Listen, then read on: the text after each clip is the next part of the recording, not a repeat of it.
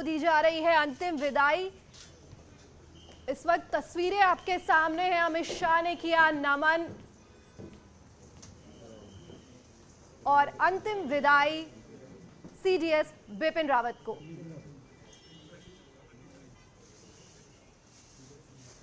और ये तस्वीरें आपके सामने सीडीएस के आवास से।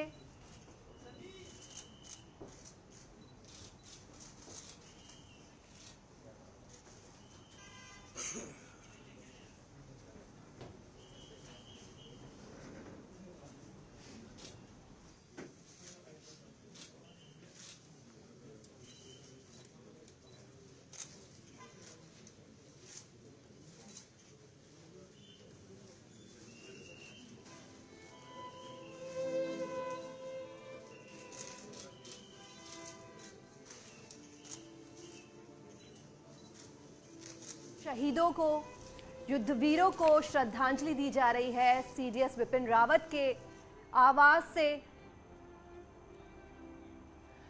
तो तस्वीरें हम आपको लगातार दिखा रहे हैं। तमाम बड़े नेता जो है वो पहुंचे हुए हैं। पूर्व मुख्यमंत्री उत्तराखंड तीरथ सिंह रावत भी जो हैं वो नजर आ रहे हैं। हालांकि उन्होंने कई बार कहा कि वो कई बार मिले थे सीडीएस बिपिन रावत से और एक बहुत ही आत्मीय संबंध था। तकरीबन 10 से ज़्यादा बार मुलाकात हुई थी।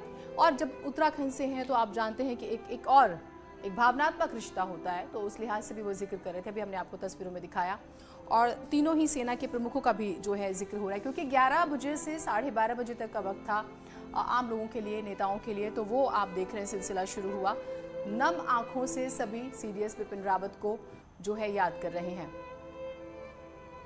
तस्वीरें हम आपको लगातार दिखा रहे हैं, सभी याद कर रहे हैं।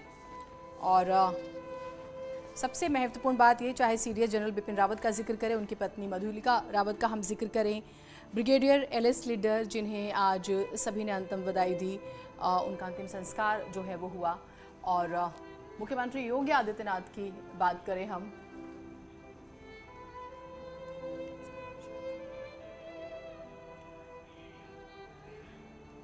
और विनोद दत्ता जी हमारे साथ जुड़े हुए हैं।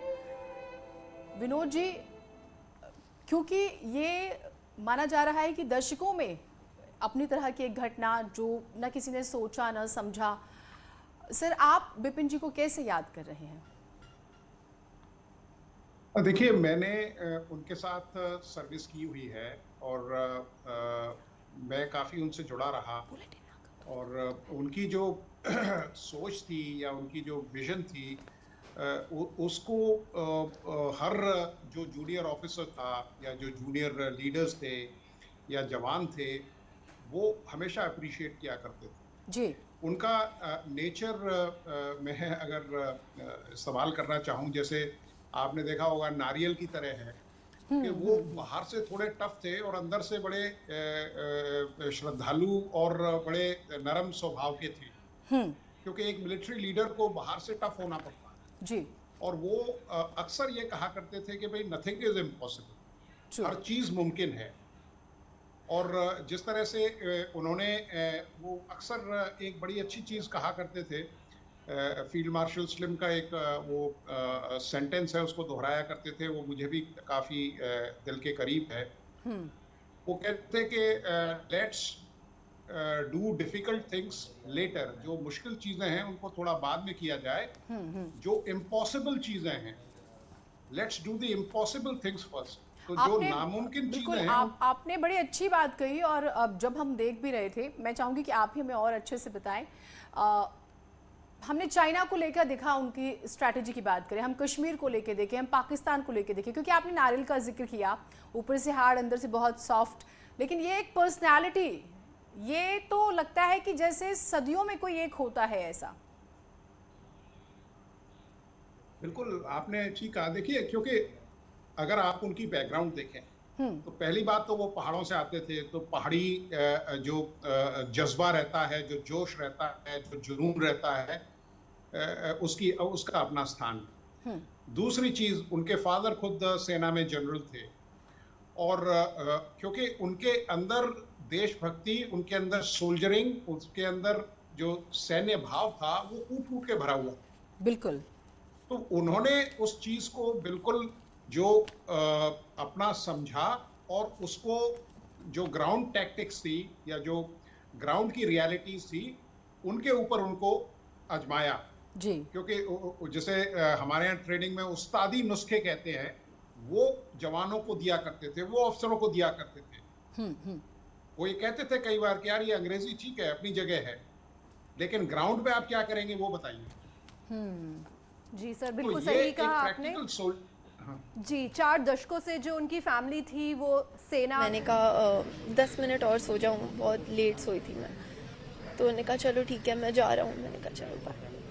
आपको कविताएं लिखने का भी बहुत शौक है जी, है ना?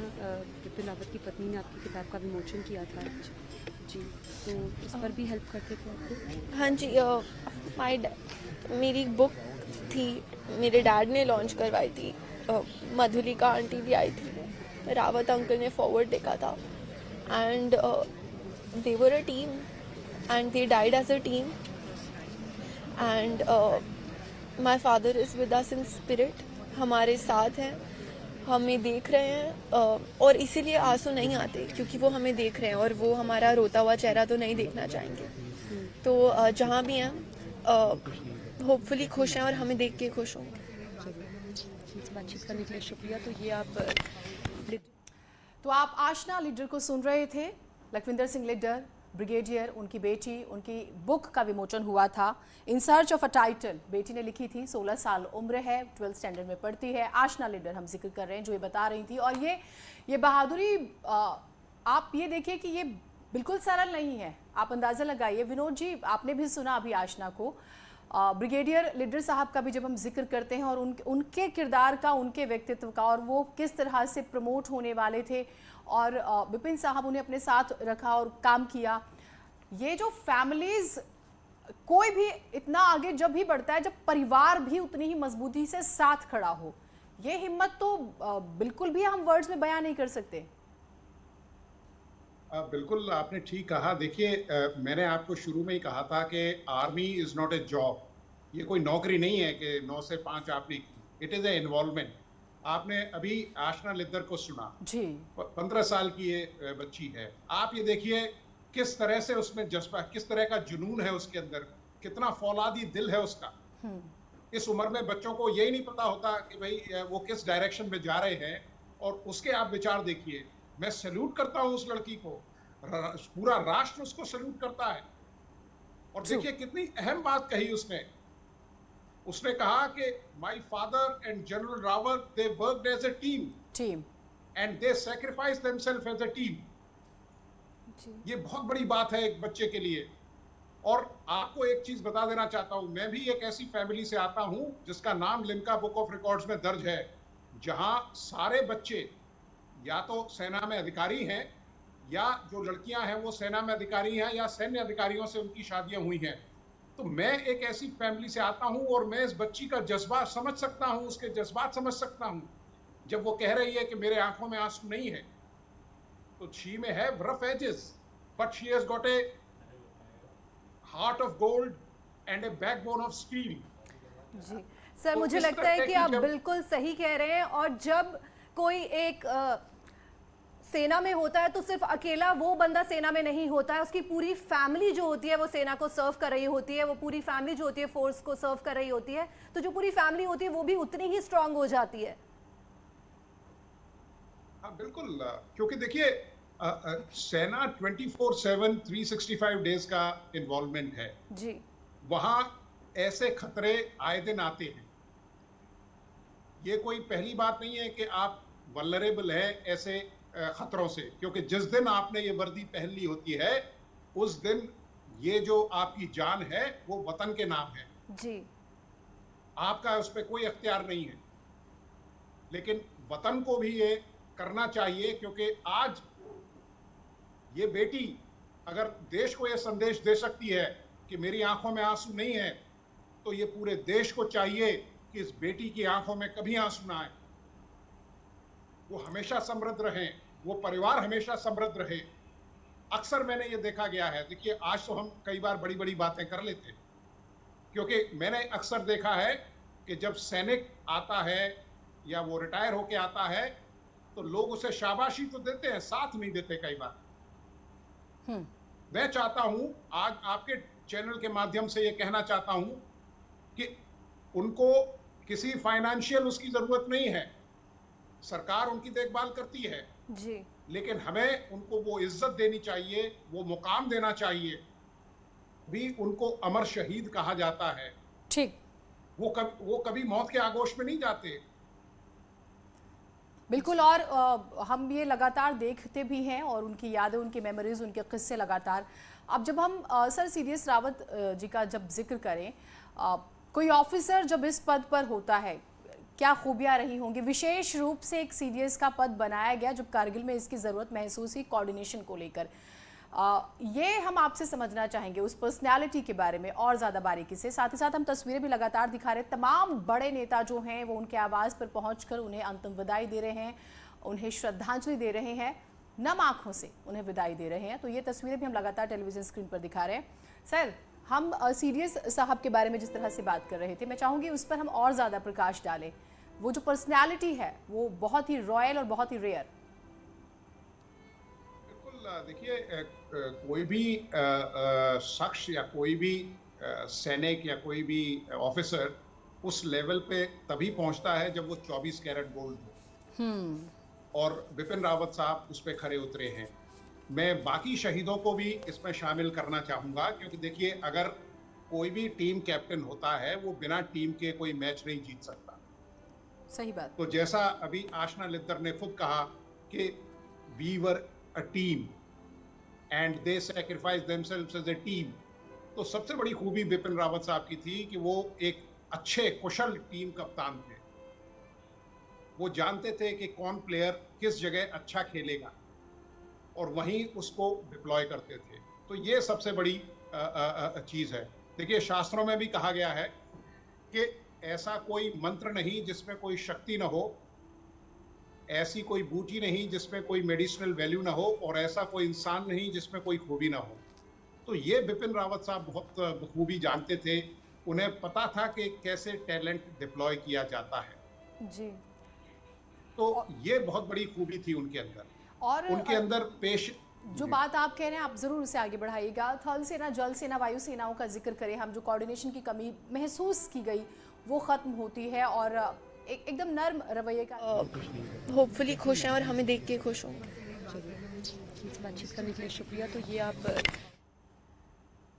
तो ये हम लगातार आशना लिद्दर को सुना रहे हैं आपको, और ये सुनना भी बहुत ज़रूरी है, न सिर्फ हम सबको बल्कि पूरे देशवासियों को। जिस शक्ति की ज़रूरत है गीतिका जी, वो जो है नज़र आ रही है, और ये एक इंस्पिरेशन भी है, ये इंस्पिरेशन भी है। और विनोद जी, क्योंकि जब हम एक माँ बन के सोचे, एक बेटी, एक बहू बन के सोचे, या फिर एक बीवी बन के सोचे, तो बहुत मुश्किल हो जाता है आम जनजीवन में भी कि हमारे घर से कोई जाए खुशी और वो तिरंगे में लिपट कर आए या किसी और तरीके से आए। तो ये ऐसी पीड़ा है जो शायद जीवन भर साथ रहती है, लेकिन उसमें भी आप अपने आंसू रोक लें और उसमें भी आप सबको मजबूती दें, ये तो फिर लगता है कि जैसे कोई दिव्य आत्मा ही हो।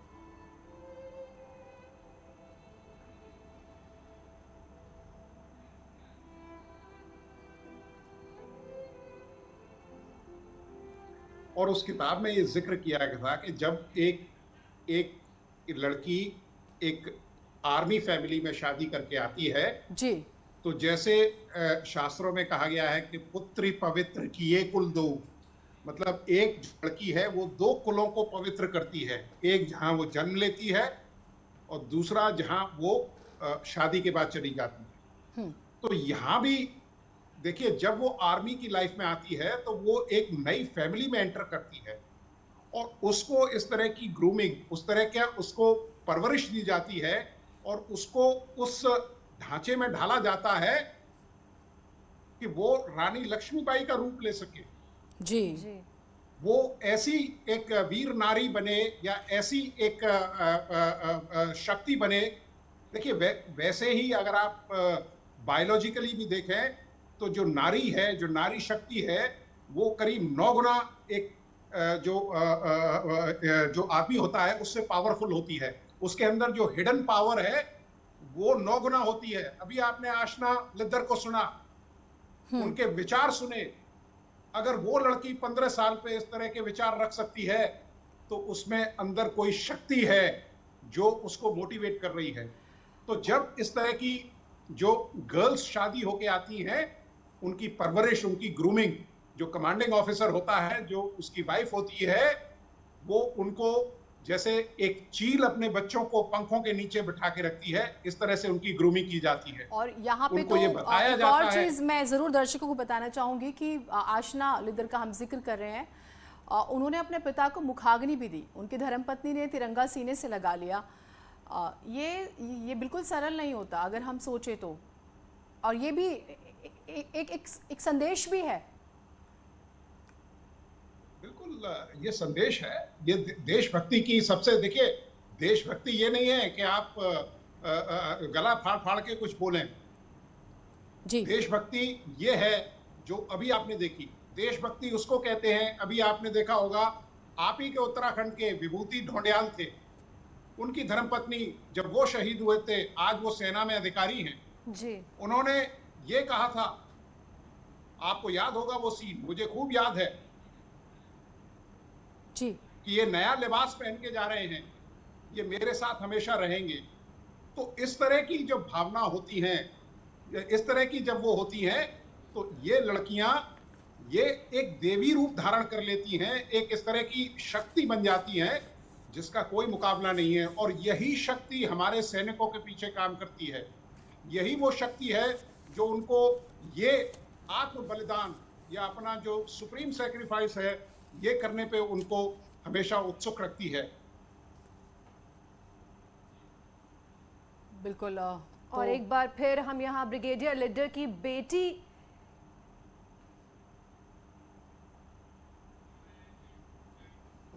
आई थिंक मेरे पापा हीरो थे, लेजेंड थे, एंड हर बेटी को लगता है उनके पापा सबसे बड़े हीरो होते हैं, और मैं भी उनमें से एक हूँ। तो पापा मेरे बेस्ट फ्रेंड थे, जैसे हर बेटी के पापा उनके बेस्ट फ्रेंड होते हैं। और बहुत कुछ रह गया था देखने के लिए, पर देश के लिए गए हैं, तो देश से बहुत उम्मीद है हमें।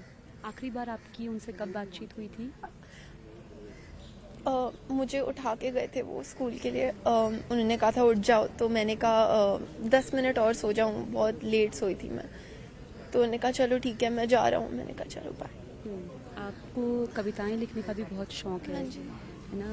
विपिन रावत की पत्नी ने आपकी किताब का विमोचन किया था जी, तो उस पर भी हेल्प करते थे आपको? हाँ जी, मेरी एक बुक थी, मेरे डैड ने लॉन्च करवाई थी, मधुलिका आंटी भी आई थी, रावत अंकल ने फॉरवर्ड देखा था, and they were a team and they died as a team, and my father is with us in spirit, हमारे साथ हैं, हमें देख रहे हैं, और इसीलिए आंसू नहीं आते क्योंकि वो हमें देख रहे हैं, और वो हमारा रोता हुआ चेहरा तो नहीं देखना चाहेंगे। तो आई थिंक मेरे पापा हीरो थे, लेजेंड थे, एंड हर बेटी को लगता है उनके पापा सबसे बड़े हीरो होते हैं, और मैं भी उनमें से एक हूँ। तो पापा मेरे बेस्ट फ्रेंड थे, जैसे हर बेटी के पापा उनके बेस्ट फ्रेंड होते हैं। और बहुत कुछ रह गया था देखने के लिए, पर देश के लिए गए हैं, तो देश से बहुत उम्मीद है हमें। आखिरी बार आपकी उनसे कब बातचीत हुई थी? मुझे उठा के गए थे वो स्कूल के लिए, उन्होंने कहा था उठ जाओ, तो मैंने कहा 10 मिनट और सो जाऊँ, बहुत लेट सोई थी मैं। तो उन्होंने कहा चलो ठीक है मैं जा रहा हूँ, मैंने कहा चलो बाय। आपको कविताएं लिखने का भी बहुत शौक है ना? विपिन रावत की पत्नी ने आपकी किताब का विमोचन किया था जी, तो उस पर भी हेल्प करते थे आपको? हाँ जी, मेरी एक बुक थी, मेरे डैड ने लॉन्च करवाई थी, मधुलिका आंटी भी आई थी, रावत अंकल ने फॉरवर्ड देखा था, and they were a team and they died as a team, and my father is with us in spirit, हमारे साथ हैं, हमें देख रहे हैं, और इसीलिए आंसू नहीं आते क्योंकि वो हमें देख रहे हैं, और वो हमारा रोता हुआ चेहरा तो नहीं देखना चाहेंगे। तो जहाँ भी हैं होपफुली खुश हैं, और हमें देख के खुश होंगे। तो आंखों में आंसू है, दिल में तूफान है, लेकिन फिर भी एक बेटी ने बड़े ही भावपूर्ण तरीके से अपने पिता को श्रद्धांजलि दी है, प्रणाम किया है। और आप सुन रहे थे आसना लिद्दर को। तमाम बड़े नेता जो हैं सीडीएस बिपिन रावत के आवास पर पहुंच रहे हैं। आपको हम तस्वीरें वो भी लगातार दिखा रहे हैं। और विनोद जी, एक और सवाल, अगर हम अलग अलग तरह से पर्सनालिटीज़ का जिक्र कर रहे हैं, क्योंकि अभी हमने आशना लीडर को सुनाया और जो लीडर साहब थे वो बाकायदा लिखा करते थे, और चाहे चाइना का विषय हो, पिछले दिनों उन्होंने एक लेख भी लिखा था। और ये जो राइटिंग होती है अमूमन हम देखते हैं कि कम लोग राइटिंग को पसंद करते हैं, तो ये एक और क्वालिटी। अच्छा सवाल आपने किया जी। और ये सवाल मेरे काफ़ी दिल के करीब है, क्योंकि मैं भी लिखता हूँ। और देखिए, जैसा आशना लिद्दर ने बताया कि उनके फादर उनको एनकरेज किया करते थे, और मैं भी जब सेना में अफसर बना तो मेरी उम्र केवल 20 साल 6 महीने थी। और उसके बाद आप यकीन नहीं करेंगे, करीब मैंने 12 या 13 डिग्रियां अपने खाते में अर्जित की। पढ़ाई लिखाई का शौक़ था और लिखने का भी शौक़ है, मैं लिखता भी हूँ। तो मैं आशना का ये जो जज्बा है या जो उसका जुनून है लिखने का, वो बड़े अच्छे बखूबी समझ सकता हूँ। ये एनकरेजमेंट का ही एक पॉइंट था जब उन्होंने इतनी छोटी उम्र में एक किताब लिखी और उसको साया कराया। और इससे उस बच्ची का मनोबल बढ़ा, उसको एनकरेज किया, और मुझे पूरा यकीन है कि आने वाले दिनों में ये बच्ची अपना नाम, अपने फैमिली का नाम, अपने परिवार का नाम ऊंचा करेगी। तो लिखने की देखिए, हमें कई इस तरह के मौके मिलते हैं, कई इस तरह के लम्हे होते हैं जब हम नेचर के पास होते हैं और अपने आप के करीब होते हैं। एक शायर ने कहा था, एक आपको मैं शेर बताता हूँ, कि जिंदगी में मैं बहुत परेशान रहा हूँ, जिंदगी में मैं बहुत परेशान रहा हूँ, पर खुशी इस बात की है कि अपने आसपास रहा हूँ। तो ये जो आपका अपना जो कंसोलिडेशन है अपने आप से, consolidation of your character, consolidation of your personality, वो बहुत ज़रूरी है। और कई सैनिकों में आपको इस तरह का ये मिलेगा। वो एक अच्छे राइटर, एक अच्छे कवि, एक अच्छे शायर भी। तो मैं इस बात को अप्रिशिएट करता हूँ, और आशना लिद्दर ने उसको चरितार्थ भी किया है। बिल्कुल, और वो हम लगातार देख भी रहे हैं, हम वो सुना भी रहे हैं दर्शकों को, क्योंकि बहुत ही देखिए उसमें जो संदेश छुपा हुआ है वो शायद हो सकता है कि हम वर्ड्स में बयान ना कर पाएँ, लेकिन आप वो जो जज्बा है उसकी बार बार बात होनी ज़रूरी हो जाती है। विनोद जी, जब हम सीडीएस का जिक्र कर रहे थे, हम लगातार तस्वीरें दिखा रहे हैं, भावभीनी श्रद्धांजलि सभी दे रहे हैं। प्रधानमंत्री अगर सीडीएस के पद का लाल किले की प्राचीर से जिक्र करते हैं तो हम उसके महत्व को समझ सकते हैं, और जो नेतृत्व रावत साहब ने किया, और फिर हमने देखा किस तरह से उन स्पेसिफिक एरियाज पे जहाँ पे डिस्टर्बेंस ज़्यादा रहती है, चाहे हम कश्मीर का जिक्र करें, हम पाकिस्तान का जिक्र करें, चाइना का जिक्र करें, ये हमेशा हमें डिस्टर्ब रखते हैं। उसके बाद हमारी सेना को मजबूती देना, हमारा एकदम तन के खड़े होना, ये सरल तो नहीं रहा होगा सर। बिल्कुल नहीं है। आप ये देखिए, हर तीसरे दिन हम एक शूरवीर को खो देते हैं। तो देश की रक्षा में अगर हर तीसरे या चौथे दिन एक शूरवीर अपनी आहुति दे रहा है प्राणों की, तो आप समझ सकते हैं कि ये जो फ्रीडम है, या जो ये इंडिपेंडेंस है, या जो हम स्वच्छंद हवा में अपना विचरण कर रहे हैं, उसकी कीमत कोई ना कोई तो दे रहा है जी।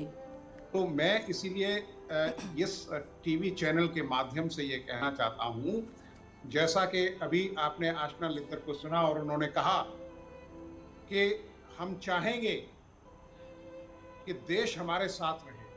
बिल्कुल। और मैं लोगों से यही अपील करना चाहता हूँ, उनको कोई फाइनेंशियल असिस्टेंस की ज़रूरत नहीं है, वो आपसे ज़्यादा मजबूत हैं, वो आपसे ज़्यादा सुदृढ़ हैं, उनके अंदर अदम्य साहस है, उनको आपका साथ चाहिए और हमें उनकी इज्जत अफजाई करनी चाहिए।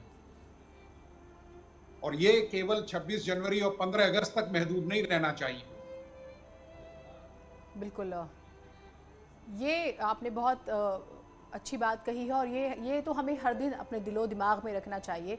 अब एक चीज़ सर, क्योंकि हालांकि थोड़ा सा रुककर इस पर चर्चा ज़रूर होगी, मैं आप ही से इसको समझना चाहूँगी कि अब जो ये पद जिस तरह से खाली हुआ है, जो प्रक्रिया होती है वो क्या रहेगी आगे, क्योंकि ये भी कहा जाता है कि इस पद को खाली नहीं रखा जा सकता।